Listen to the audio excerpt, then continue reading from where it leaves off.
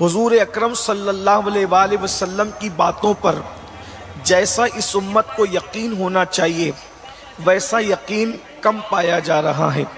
اس کی وجہ ہے کہ یقین کمزور ہونے کی وجہ سے ہم عمل کے معاملے میں بھی کمزور ہوتے جا رہے ہیں۔ اللہ کے رسول صلی اللہ علیہ وآلہ وسلم کی بات پر ہمیں کس طرح یقین ہونا چاہیے، کیسا یقین ہونا چاہیے؟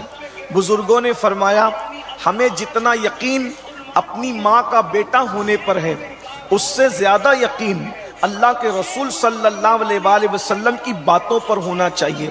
اور وہ اس کی بہترین مثال کس طریقے سے صحابہ اللہ کے رسول صلی اللہ علیہ وآلہ وسلم کی بات پر یقین کیا کرتے تھے۔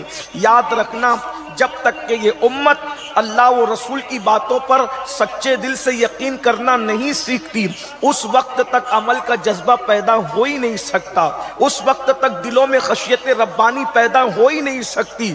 اللہ اکبر! کیا صحابہ کا یقین تھا!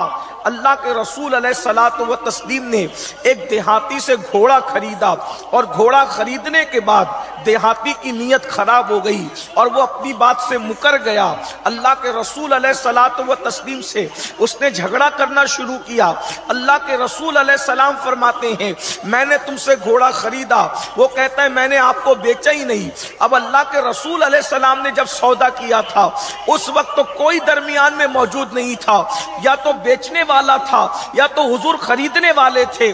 ایسے میں گفتگو ہو رہی تھی، اتنے میں حضرت سیدنا خزیمہ رضی اللہ تبارک و تعالیٰ عنہ وہاں سے گزرے اور گزرنے کے بعد عرض کیا یا رسول اللہ صلی اللہ تعالی علیہ وآلہ وسلم، میرے ماں باپ آپ پر قربان آقا، آپ کے چہرے پہ میں پریشانی کے آثار دیکھ رہا ہوں۔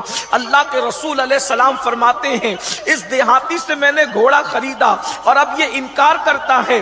اللہ کے رسول علیہ الصلوۃ والتسلیم فرماتے ہیں اب یہ مجھ سے کہتا ہے کہ کوئی گواہ پیش کرو، اگر آپ اپنے قول میں سچے ہیں تو کوئی گواہ پیش کرو۔ اللہ اکبر! اور جب خریدی ہو رہی تھی اس وقت تو کوئی گواہ موجود نہیں تھا۔ حضرت خزیمہ نے عرض کیا یا رسول اللہ صلی اللہ علیہ وآلہ وسلم، میں اس بات کی گواہی دیتا ہوں کہ گھوڑے کا سودا آپ نے کیا ہے، گھوڑا آپ نے خریدا ہے۔ اللہ کے رسول علیہ السلام کی اس بات پر آقا علیہ السلام نے یہ بات سنی تو حضور ارشاد فرماتے ہیں خزیمہ تم موجود نہیں تھے، اس کے بعد تم کس طریقے سے گواہی دے سکتے ہو اور کیوں گواہی دے رہے ہو؟ حضرت خزیمہ نے عرض کی یا رسول اللہ، جب آپ نے کہا اللہ ایک ہے، بن دیکھے میں نے مان لیا۔ آپ زمین پہ بیٹھ کے آسمان کی خبر دیتے ہیں، جب میں اس کو مان لیتا ہوں، اتنی بڑی بات جب میں نے آپ کی مانی ہے تو گھوڑا خریدنے کی بات تو چھوٹی سی ہے، میں اس کا انکار کیسے کر سکتا ہوں؟ اللہ کے رسول علیہ السلام نے اس یقین کی بنیاد پر ان کو یہ انعام عطا فرمایا خزیمہ آج کے بعد تیری گواہی دو مردوں کے برابر قرار دی جاتی ہے۔ یعنی اللہ اکبر! آپ اگر کسی کے حق میں گواہی دے دیں تو اب کسی دوسرے گواہ کی ضرورت نہیں ہے، تمہاری گواہی ہی کافی ہو جائے گی۔ یہ صحابہ کرام کا یقین تھا۔ اللہ اکبر! جب یہ بات ہمارے سمجھ میں آ گئی کہ اللہ کے رسول علیہ الصلوۃ والتسلیم کی بات پر اتنا یقین ہونا چاہیے کہ کسی کی بات پر جتنا یقین نہیں ہوتا سب سے زیادہ حضور کی بات پر یقین ہو۔ اللہ اکبر! جب یقین پیدا ہوگا انسان خود بخود گناہوں سے محفوظ ہوگا، جب یقین پیدا ہوگا اس کے دل میں نیکیوں کا جذبہ پیدا ہوگا، اس لیے کہ یقین کی بات ہے۔ اب جب یقین کی بات ہے، حضور کی زبان سے جو نکل جائے پتھر کی لکیر سے بھی زیادہ مضبوط ہے۔